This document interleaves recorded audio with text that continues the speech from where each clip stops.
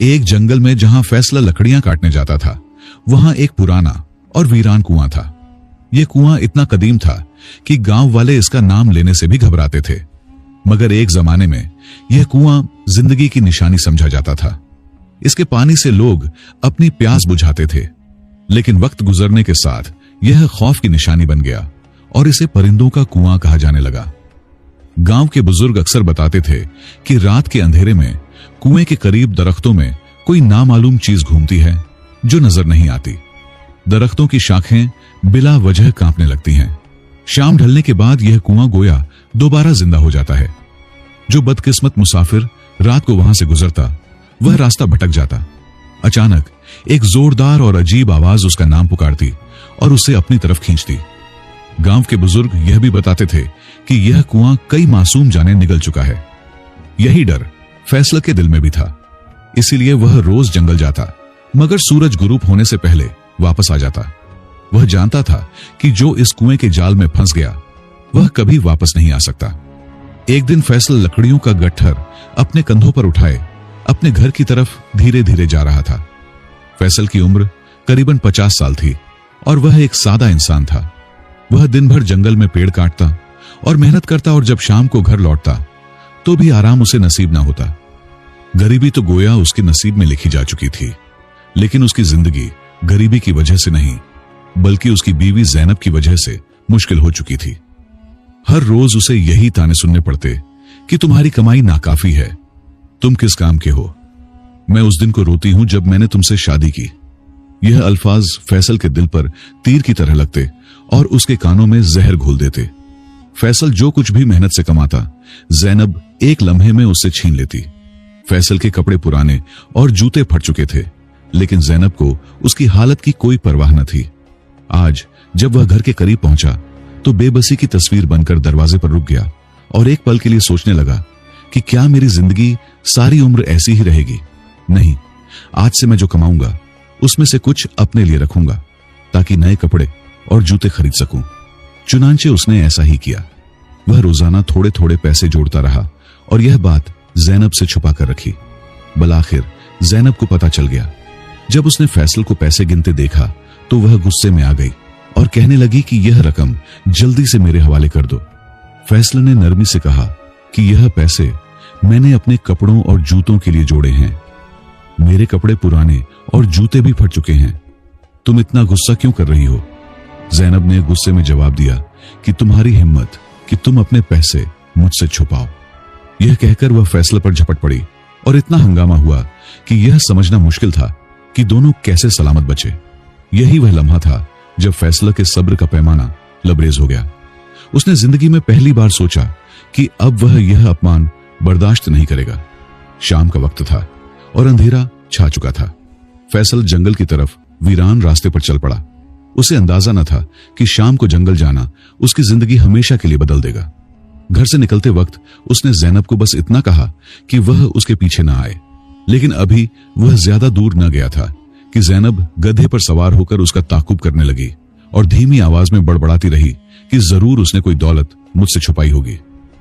फैसल को भी इस बात का अंदाजा हो गया कि जैनब उसका पीछा कर रही है, इसलिए उसने फैसला किया कि वह अनजान बनकर काम लेगा। जब फैसला जंगल में पहुंचा तो उसने लकड़ियां काटना शुरू कर दी। जैनब दूर खड़ी उसे देखने लगी और फिर इधर उधर टहलने लगी, यहां तक कि वह टहलते टहलते उसी वीरान कुएं के पास जा पहुंची। वह कुएं में झांकने ही वाली थी कि फैसला की आवाज पूरे जंगल में जोर से गूंजने लगी कि खबरदार, इस कुएं से दूर रहो, वापस आओ। लेकिन जैनब ने फैसला की बात पर कोई ध्यान न दिया, हालांकि उसने उसकी आवाज सुन ली थी। उसने एक कदम और आगे बढ़ाया और फिर उसके कदम लड़खड़ाने लगे।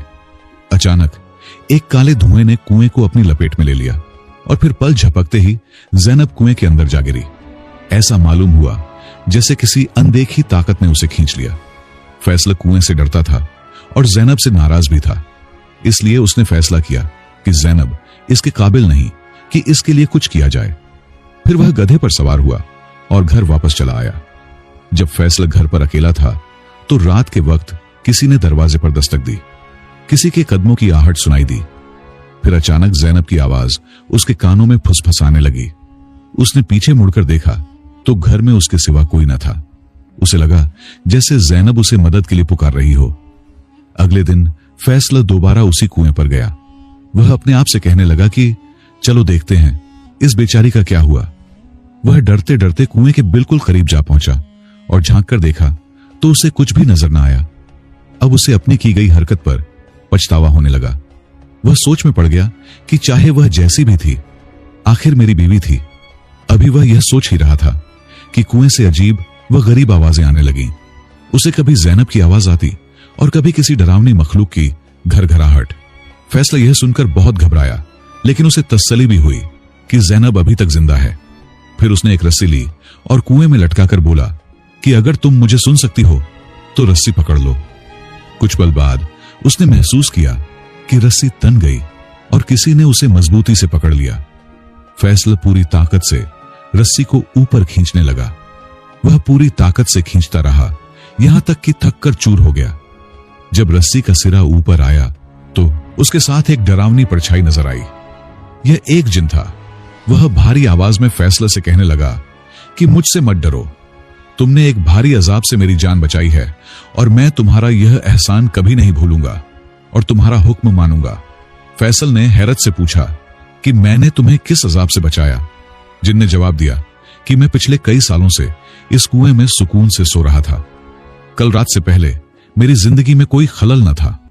हां, मैं मानता हूं कि मैं कभी कभी शरारत से लोगों को रास्ता भटका देता था। इससे पहले मुझे कभी किसी ने तंग न किया, लेकिन कल रात एक औरत मेरे ऊपर आ गिरी। उसने मेरा जीना मुहाल कर दिया। मैंने कभी किसी को इतना चीखते और चिल्लाते नहीं देखा। जब तुमने रस्सी फेंकी तो मैंने उसका सिरा पकड़ लिया और तुमने मुझे इस अजाब से बचा लिया। तुम्हारी इस भलाई के बदले में तुम्हें इनाम देना चाहता हूं। इसके बाद जिन ने 3 पत्ते निकाले और कहने लगा कि मेरी बात ध्यान से सुनो। अब मैं बादशाह की बेटी के बदन में दाखिल हो जाऊंगा और वह बीमार हो जाएगी।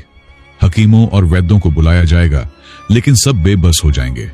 जब तुम्हें बादशाह की बेटी के बीमार होने की खबर मिले तो तुम बादशाह के पास पहुंच जाना और यह 3 पत्ते उसके माथे पर रख देना। जैसे ही तुम यह पत्ते रखोगे, मैं उसके बदन से निकल जाऊंगा और वह ठीक हो जाएगी। बादशाह तुमसे बहुत खुश होगा और तुम्हें बहुत सारा इनाम देगा। फैसल को यह मंसूबा बहुत अच्छा लगा और उसने जिन से वह पत्ते लेकर वहां से चला गया। उसने जैनब को कुएं में छोड़ दिया कि उसे सबक मिलना चाहिए, क्योंकि उसने जिन का भी जीना हराम कर दिया था। जैसे ही फैसला वहां से रवाना हुआ, जिन बादशाह के महल में पहुंचा और शहजादी के बदन में दाखिल हो गया। उस दिन से शहजादी खामोश हो गई और एक दिन शदीद बीमार पड़ गई और जोर जोर से चीखने लगी कि मेरे सिर में बहुत दर्द है।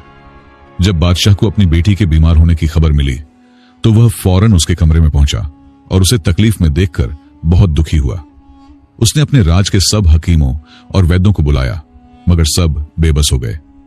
शहजादी दर्द से तड़प रही थी और उसकी तकलीफ बढ़ती जा रही थी। इधर फैसल घर आकर बहुत खुश था, क्योंकि वह जैनब से नजात पा चुका था। वह इस खुशी में जिन के दिए गए 3 पत्तों को भी भूल गया। फिर एक दिन उसने बादशाह का ऐलान सुना कि मेरी बेटी बहुत बीमार है।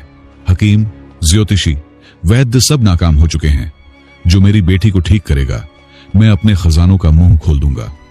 बादशाह का ऐलान सुनते ही फैसल को जिन के दिए गए 3 पत्तों का ख्याल आया और वह फौरन बादशाह के महल की तरफ चल पड़ा। जब बादशाह ने फैसल से पूछा कि क्या तुम मेरी बेटी को ठीक कर सकते हो, तो उसने अकड़ दिखाई और कहने लगा कि हां, मैं कर सकता हूं, लेकिन पहले मेरे खाने का बंदोबस्त करो। खाली पेट कुछ नहीं होगा। उसके सामने तरह तरह के स्वादिष्ट खाने रखे गए और फैसल ने पेट भरकर खाना खाया। जब फैसल खाने से निपट गया तो बादशाह फौरन उसे अपनी बीमार बेटी के कमरे में ले गया। शहजादी अब भी बहुत तकलीफ में थी। फैसल ने 3 पत्तों को पानी में भिगोया और शहजादी के माथे पर रख दिया। पत्ते रखते ही शहजादी का दर्द गायब हो गया और वह ऐसी सुस्त हो गई जैसे कभी बीमार न थी। बादशाह ने फैसल पर दौलत लुटा दी और उसका बहुत शुक्रिया अदा किया और उसे इज्जत के साथ महल से रुखसत किया। अब फैसल अपनी जिंदगी में बहुत खुश था, लेकिन उसे कभी कभी जैनब का ख्याल आता, लेकिन उसे वापस लाने की हिम्मत न हुई। वह हर रोज उसी कुएं पर जाता और खाने की एक प्लेट रस्से की मदद से कुएं में उतारता और वापस चला आता। वक्त यूं ही गुजरता रहा। अचानक एक दिन फैसल ने बादशाह का ऐलान सुना। वह निराश स्वर में कह रहा था कि पड़ोसी मुल्क का बादशाह, जो मेरा दोस्त भी है, उसकी बेटी भी उसी हालत में है जैसी मेरी बेटी की थी। क्या कोई है जो उसकी बेटी का इलाज कर सके या उस लकड़हारे का पता बता सके जिसने मेरी बेटी को ठीक किया? फैसल ने बादशाह के इस ऐलान पर कोई ध्यान न दिया। वह अपनी जिंदगी से खुश था और उसे और किसी इनाम की जरूरत न थी। लेकिन जब बादशाह के नौकर उसके मकान तक पहुंचे तो वह मना न कर सका। लिहाजा उसे पड़ोसी मुल्क के बादशाह के दरबार की तरफ रवाना होना पड़ा। फैसल जैसे ही शहजादी के कमरे में पहुंचा तो वह देखकर समझ गया कि उसका सामना फिर उसी जिन से हुआ है। उसने पत्ते निकाले और माथे पर रखने लगा, लेकिन जिन की तेज आवाज गूंजी कि रख जाओ। फिर जिन ने इंसानी रूप धारण कर फैसल के सामने खड़ा हो गया। उसने कहा कि तुमने पहले मुझ पर एहसान किया और मैंने तुम्हें इनाम दिलाया, लेकिन अब तुम यह नहीं कह सकते कि मैं तुम्हारा मोहताज हूं। मैंने पहले तुम्हारी वजह से एक शहजादी छोड़ी और अब तुम चाहते हो कि मैं इसे भी खो दूं। अगर तुमने यह किया तो मैं दोनों शहजादियों को गायब करके अपने साथ ले जाऊंगा। यह सुनकर फैसला परेशान हो गया और फिर सोचकर बोला कि मैं यहां शहजादी के लिए नहीं आया। यह तुम्हारी मिल्कियत है और तुम्हारे मुझ पर बहुत एहसानात हैं। तुम चाहो तो मेरी बीवी को भी ले जाओ। जिन हैरान होकर पूछने लगा कि फिर तुम यहां क्यों आए? फैसला उदास होकर बोला कि वह औरत जो कुएं में गिरी थी वही मेरी बीवी जैनब है। मैंने उसे जान छुड़ाने के लिए कुएं में छोड़ दिया था। यह सुनकर जिन परेशान होकर बोला कि क्या वह तुम्हारी बीवी थी? वह अब भी कुएं में है या बाहर आ गई? फैसल ने कहा कि हां, वही औरत जिसने एक दिन में तुम्हारी भी नाक में दम कर दिया था, वह मेरी ही बीवी है। मैंने लाख कोशिश की कि उससे पीछा छुड़ाऊं, लेकिन वह जहां भी जाऊं मेरा पीछा करती है। अब भी वह दरवाजे के पीछे खड़ी है। यह सुनकर जिन घबराया। उसने जमीन की तरफ देखा, फिर आसमान की तरफ, एक जोरदार चीख मारी और सारी सच्चाई जाने बगैर वहां से गायब हो गया। इस तरह दोनों शहजादियां फैसल की वजह से ठीक हो गईं और फैसल को दोनों बादशाहों से बहुत इनाम मिला। वह खुशी से इनाम लेकर घर पहुंचा, लेकिन जब वह अकेला अपने घर में बैठा था तो उसे जैनब का ख्याल आया। उसने सोचा कि मैं एक गरीब आदमी था और जो कुछ भी मिला दरअसल जैनब की वजह से ही मिला। वह जैसी है, अगर वह ऐसी न होती तो यह शान और शौकत और यह दौलत कभी न मिलती। यह सोचते ही उसने अपने घोड़े निकाले और जंगल की तरफ रवाना हो गया। वहां पहुंचकर उसने कुएं पर रस्सी लटकाई और जैनब को आवाज दी कि रस्सी का सिरा पकड़ लो। फिर उसने जैनब को बाहर निकाला और घर की तरफ चलने लगा। जैनब बिल्कुल खामोश और शर्मिंदा थी। फैसल ने सोचा कि वह बदल गई है, लेकिन घर पहुंचते ही जैनब ने ताने देना शुरू कर दिया कि इतने दिन मुझे कुएं में छोड़कर बादशाह के महल में मस्ती करते रहे। उसने अगले दिन फैसला के हाथ में कुल्हाड़ी थमाई और उसे लकड़ियां काटने के लिए जंगल भेज दिया। खुद सारी दौलत पर कब्जा जमा लिया। हैरत की बात कि फैसल ने उसकी किसी भी बात पर बुरा नहीं माना, बल्कि खुशी खुशी उसकी बात मानने लगा। फिर चंद ही दिन गुजरे थे कि जैनब का रवैया भी बदल गया और दोनों खुशी खुशी रहने लगे।